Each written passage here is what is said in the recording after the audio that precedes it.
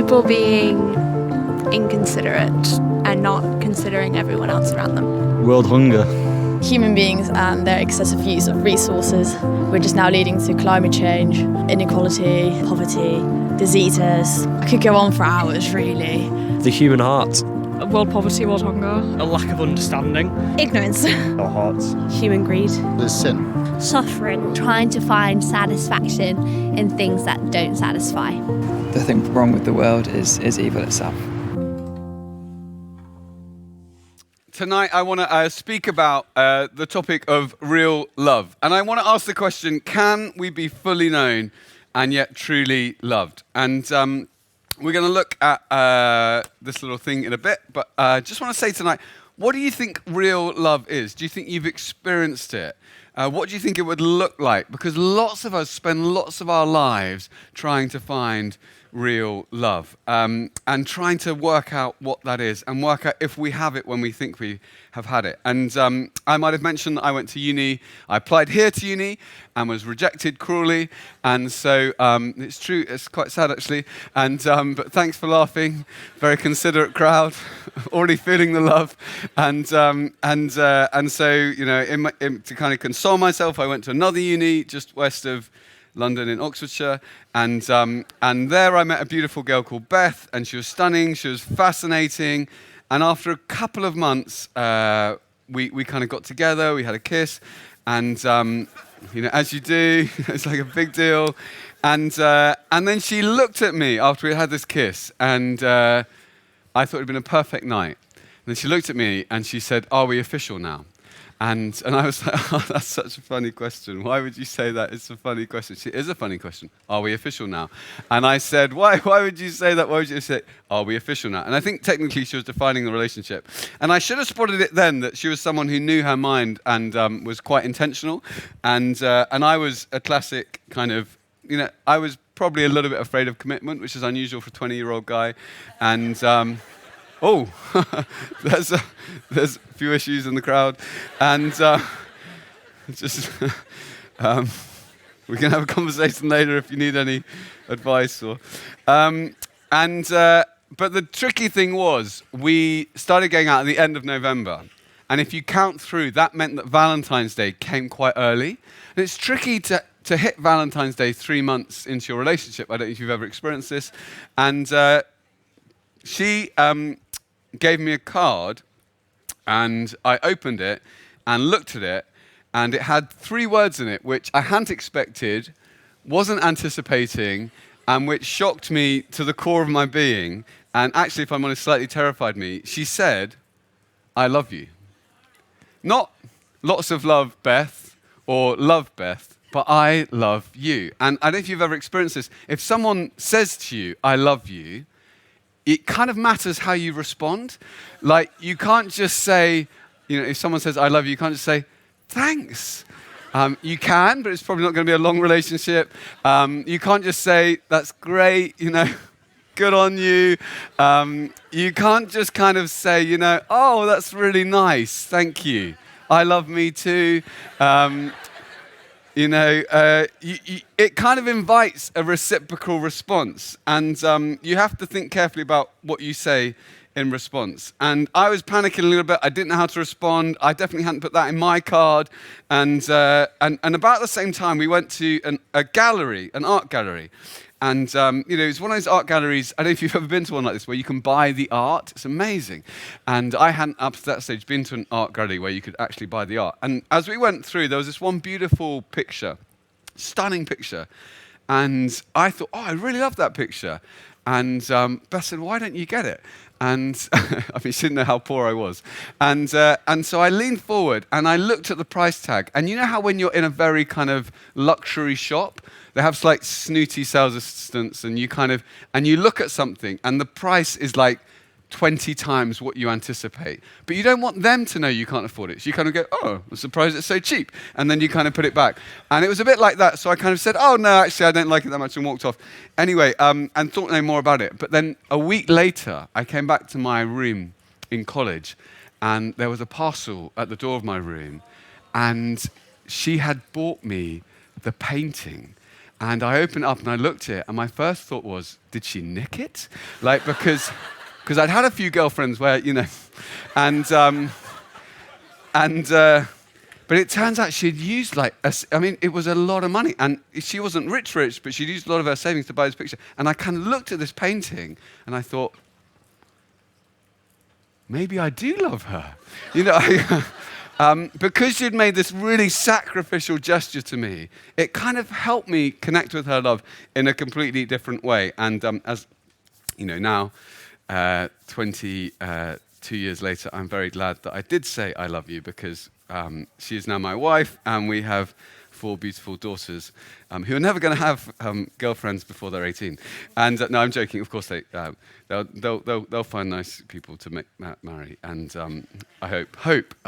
It's tough, isn't it, life? But anyway. So moving on. I want to talk to you tonight about a sacrifice that is made for you, a sacrifice that shows you, that demonstrates that you are fully known and yet completely loved. And I'm just going to read a bit of this Bible. You've each got one of these on your chairs. Just going to read at page 75. And this is an account of Jesus' death. And eyewitness account of Jesus' death. And just starting at verse 32. 2 other men, both criminals, were also led out with him to be executed. When they came to the place called the Skull, they crucified him there, along with the criminals, one on his right, the other on his left. Jesus said, "Father, forgive them, for they do not know what they are doing." And they divided up his clothes by casting lots. The people stood watching, and the rulers even sneered at him. They said, "He saved others, let him save himself if he's God's Messiah, the chosen one." The soldiers also came up and mocked him. They offered him wine vinegar and said, "If you're the king of the Jews, save yourselves." There was a written notice above him which read, "This is the king of the Jews." One of the criminals who hung there hurled insults at him. "Aren't you the Messiah? Save yourself and us." But the other criminal rebuked him. "Don't you fear God," he said, "since we are under the same sentence. We're punished justly, for we're getting what our deeds deserve. But this man has done nothing wrong." Then he said, "Jesus, remember me when you come into your kingdom." Jesus answered him, "Truly I tell you, today you'll be with me in paradise." It was now about noon, and darkness came over the whole land until 3 p.m, for the sun stopped shining, and the curtain of the temple was torn in two.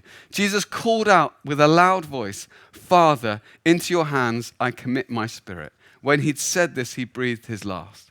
The centurion, seeing what had happened, praised God and said, "Surely this was a righteous man." When all the people who had gathered to witness this sight saw what took place, they beat their breasts and went away. But all those who knew him, including the women who had followed him from Galilee, stood at a distance watching these things.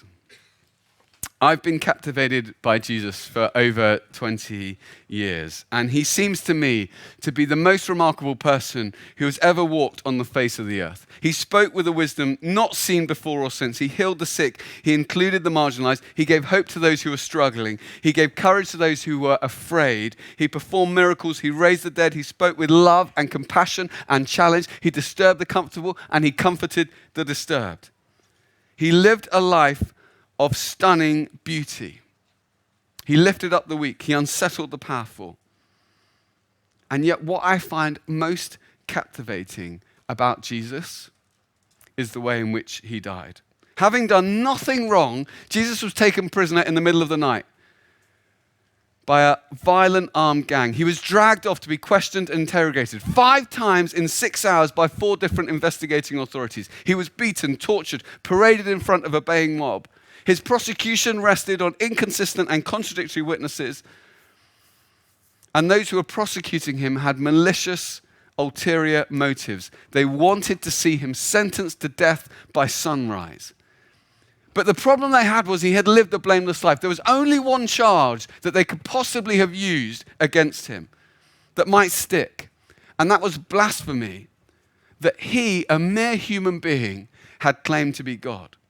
And that had the penalty of death. And the only defense to that charge was that it was true. You were God. Obviously, that had never been successfully pleaded in hundreds and hundreds of years. Who would believe that? And then when he was tried, he spoke very little in his defense. Pilate asked him, "Are you the Son of God?" He said, "You say that I am." "Are you the Messiah?" "Yes, it's as you say." And Pilate was unnerved. He says in one of the Gospels, "Is that all you've got to say? Don't you realize I have the power to kill you?" And Jesus said, "You've got no power over me unless it's given to you from on high." In Luke's Gospel, he was asking, "Are you the King of Jews?" He said, "You say so." And you could tell as you read it, Pilate is really worried about that now. Because he'd seen hundreds of defendants, and they don't speak like this. I've represented hundreds, probably over 1,000 people accused of crimes. I've never represented anyone in my life who speaks like this. Something very powerful was going on. What was going on? Well, just before the lockdown, just before pandemic, I spent some time with Nelson Mandela's defense lawyer, as you do, and he represented Mandela in 1963 when he was prosecuted by the South African government at the height of the apartheid regime. And he was prosecuted for offences which carried the death penalty. And at the start of the offence, Mandela wanted to make a speech, and his lawyers were begging him not to, because as a lawyer, when your client starts speaking, things normally get worse, not better. It's not helpful. But he was insistent. And he got up, he looked straight at the judge, he stood up and looked straight at the judge and he said, "I have dedicated my life to the struggle of the African people. I've fought against white domination and against black domination. I have cherished the idea of a democratic and free society in which all people can live in harmony. It's an ideal for which I hope to live and see realized. But my Lord, if needs be, it's an ideal for which I'm prepared to die." And for those in the courtroom, it was a moment when the perspective shifted. And suddenly people started seeing things through a different lens. Those with eyes to see realized it wasn't Mandela, but the state who was on trial. And the most important question was not how Mandela would respond to the charge, but how the state was going to respond to Mandela. And in a far more significant way, what goes on at Jesus' trial, what goes on as Jesus is taken to the cross and crucified, it looks like he's on trial. Can he prove his identity? Can he establish his identity before Pilate? Can he establish his identity before the religious leaders? But actually, it's Pilate, it's the religious leaders, it's the Roman Empire who are on trial, and they have one key question to answer. The only question that matters in all of history for them is, how will they respond to Jesus? It's the key question. The religious leaders, their only job was to watch and wait for the coming Messiah and let people know when he arrived, and they cry out for crucifixion. Pilate sentenced him to death even though he was convinced of his innocence. Some mocked him, some wept, some ran away, some watched and stood and waited, captivated by what was happening but unsure what to think. How will you respond to Jesus? It's the most important question of your life, and actually your whole life is an answer to that question. Maybe it's the first time you've ever thought about that question. Or maybe like me, you'd love to start answering that question again.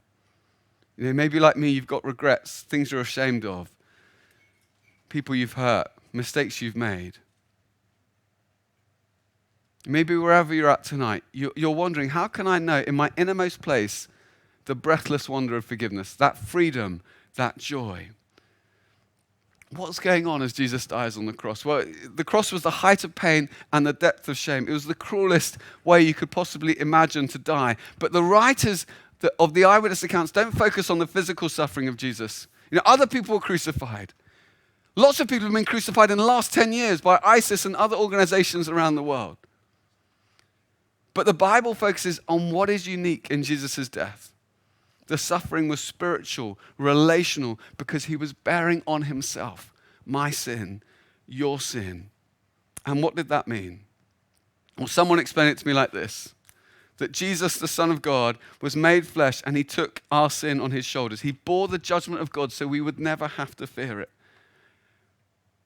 He prayed for his attackers as they executed him. Father, forgive them, for they do not know what they're doing. And you'll have heard, as I read it, everyone who was with him, the people around him, was saying, look, if you're the Messiah, save yourself. If you're God, save yourself. But the point is, because he wanted to save us, he wasn't going to save himself. It says in Isaiah, we all like sheep have gone astray. Each have turned to our own way. But the Lord laid on him, on Jesus, the iniquities of us all. What does that mean? Here's Jesus, never done anything wrong, lived a blameless life. Here's me, made lots of mistakes, lots of sin, hurt lots of people, messed up, gone my own way. All that blocking my relationship with God. And the Lord laid on him, on Jesus, the iniquity of us all. And that leaves me free to have a relationship with God. And Jesus bears the punishment for us. Bears the relational breakdown for us. He was forsaken so we might be forgiven.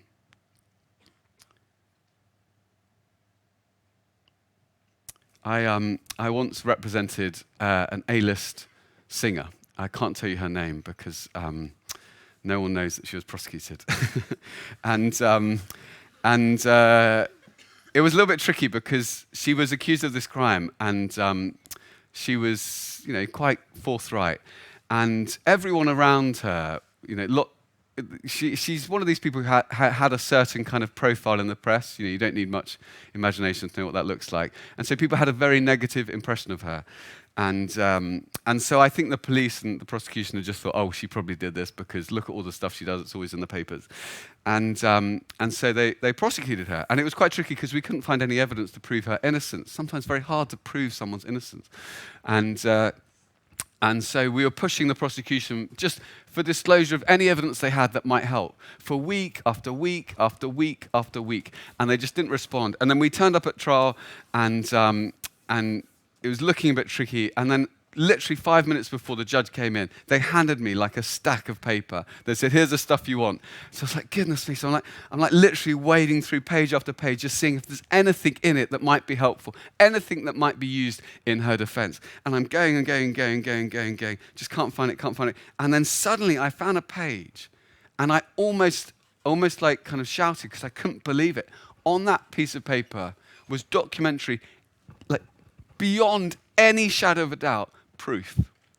Comprehensive, complete proof that she was innocent. And I kind of took it to the photocopier. And I don't know if you've ever used a photocopier. I suddenly thought, actually, that's not a good idea. Like, this is the one piece of paper that proves her innocence. So I was like, no, I'm not going to do that. So I just kind of ripped it out of the file. I ran into court. I ran up to the prosecutor and I said, look, she's innocent. And he kind of looked at it, his eyes kind of popped out. And then the judge came in and I said, Your Honor, she's innocent. I did it in a much more formal way. And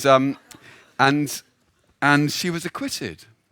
And then she came outside and while everyone was around, she said, yes, my barrister, give me a high five. And so me with my wig and my gown had to go. Slightly awkward. Things you do for justice. But it was at the height of the case against her. In the prosecution's own papers was a piece of paper that proved her innocence. And at the height of the case against you, when everything that you would ever do was being cited against you, Jesus took it on himself to establish your innocence so that you might be able to come before God as a much loved child. What does Jesus do while he's on the cross? Well, you'll see his last words. He says, as in Luke's gospel, Father, into your hands I commit my spirit. And then it says he breathed his last. And in John's gospel, it tells us what that last word is. He says, it is finished. Tetelestai, one word in the Greek. And it's a fascinating word. It's the word that you would use if you're an artist as you paint the final brushstroke to your masterpiece. Tetelestai, it's finished. The word you would use as a builder as you put the final brick in place. To the house you're constructing. Tetelestai, it's finished. It's the word as a surgeon might say, as they complete the operation and sew up the incision. It's finished. It's complete. The cost is borne. The price is paid. The blood is shed. The burden is taken. The barrier is broken. He was wounded so you might be healed. He was cursed so you might be blessed. He was mocked so you might be honored. He bore God's judgment so you might receive his love. He suffered so you might be saved. Jesus has done it. The Son of God loved you and gave himself for you. Jesus said, greater love has no one than this, to lay down one's life for his friends. And that's what he did. He loves you. He knows you inside out, all of the good, all of the bad, all that you're proud of, all that you're ashamed of, all your successes you push to the front, all of your failures that you try and cover up and hide over. He knows it all. And because of his great love for you, he took all of our sin, all of my sin on his shoulders and bore our sins in his body on the cross. That's how much he loves you. He was prepared to give it all for you. That's real love.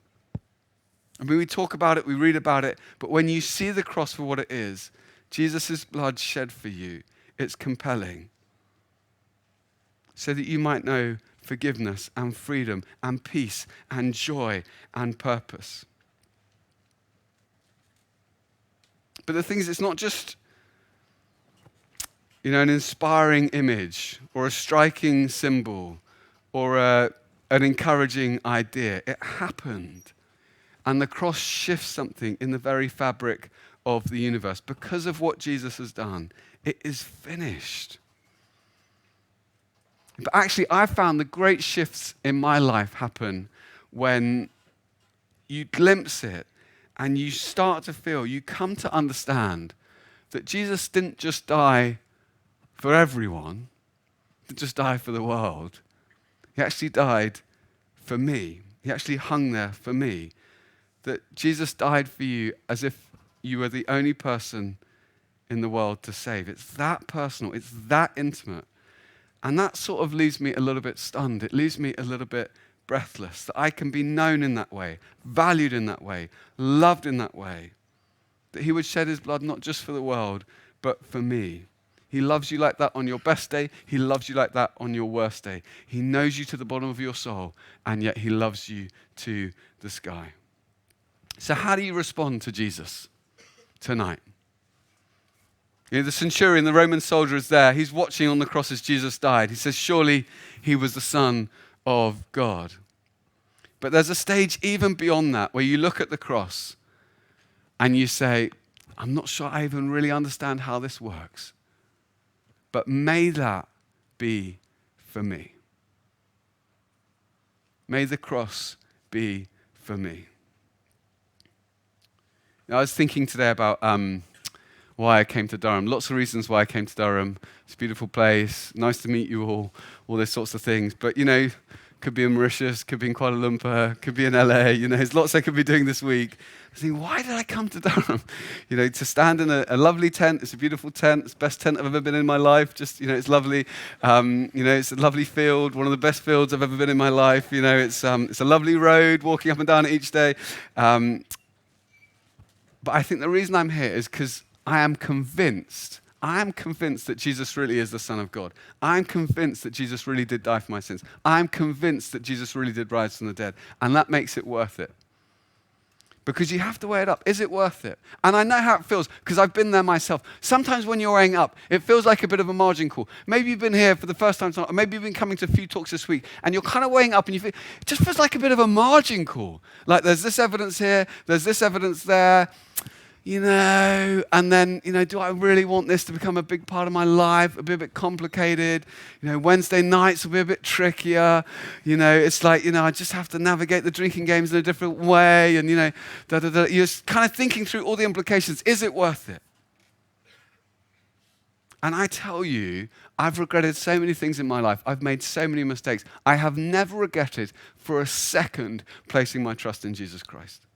I've never regretted for a second committing my life to him. My good friend Ed was an atheist, and he'd never really been to church, and he was a session musician, played with a number of great bands, and he started going out with this girl, and she had a faith, she was a Christian, and so he really hated the fact she had a faith. And so he would kind of tease her about it all the time, made her life quite difficult. They'd have these rows. He'd just mock her about her faith, on and on and on and on, again and again and again. And it got to a point where she's like, I just can't deal with this anymore. Like, you just go to church. Talk to someone at church about it. So he came to church. And we had a talk about the cross. And after the talk, I was just sitting with Ed. And I said, how you doing? You all right? And this extraordinary thing happened. His eyes filled with tears. And he just looked a bit shocked and stunned. And he said, I don't know if I am all right. And I said, what do you mean? And he said, did Jesus really do that for me? He said, because if that's true, if Jesus really did that for me, then that is beautiful. And I just want to thank him. And it is true. He really did do that for you. He gave his life for you.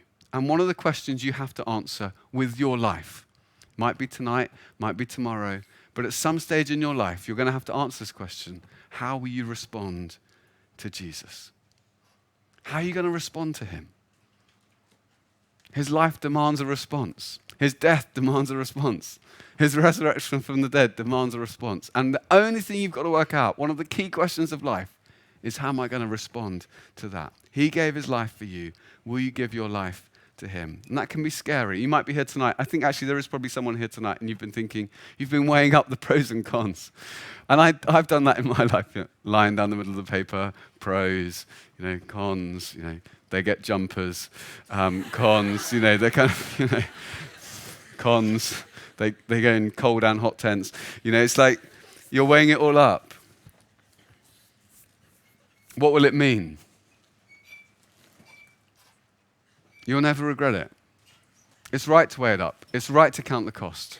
It's right to factor that in. But it will be the most significant decision you take with your life. Jesus, remember me when you come into your kingdom.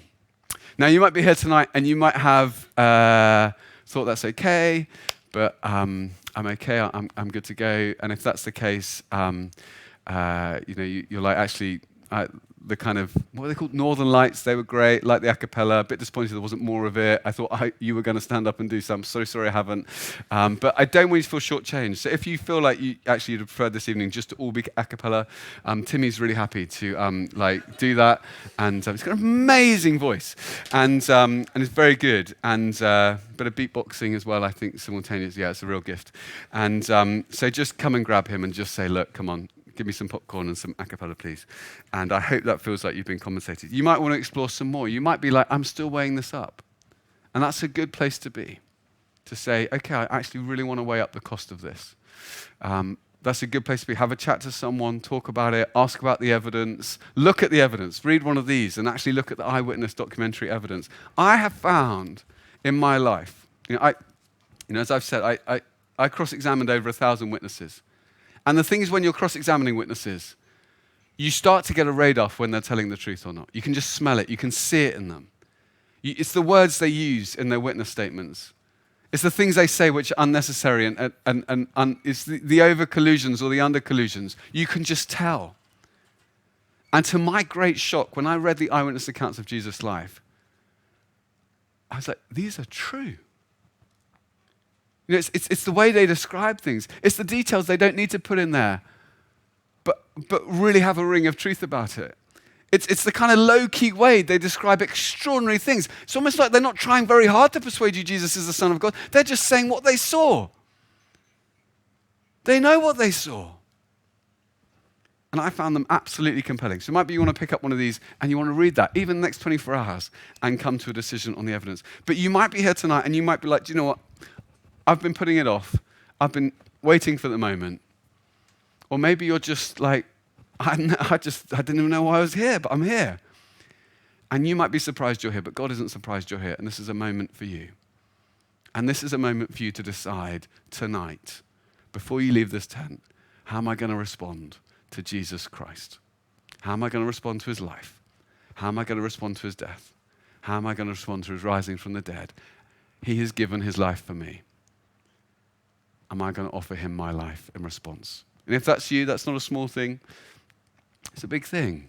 But it could be the most important decision you take this year, this decade, this life. So can I just encourage you, maybe you just want to close your eyes. And if you're happy, it might be an important moment for one person in this tent. And I just want them to have the opportunity to respond. And it might be this is where you're at. It might be for the very first time in your life. Or it might be the last few years you've just been wandering and you felt a bit lost. You feel like you've gone a bit astray. And this is a moment for you to respond afresh. So why don't you pray this prayer with me? It's very simple. Thank you, sorry, please. Lord Jesus, thank you that you came for me. Thank you that you died for me. Thank you that you rose for me. Thank you that you love me. And I'm sorry for my mistakes, my failures, for wanting to go my own way and the ways I've gone off.